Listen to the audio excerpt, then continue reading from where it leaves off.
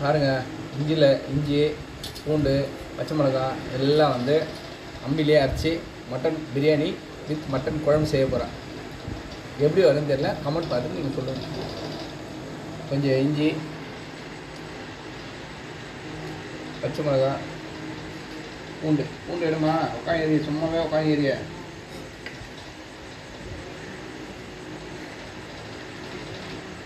எடுத்தாச்சா? அரைக்க போகிறோம். சேர்த்தாச்சு, சாப்பிட்லாம் தான்.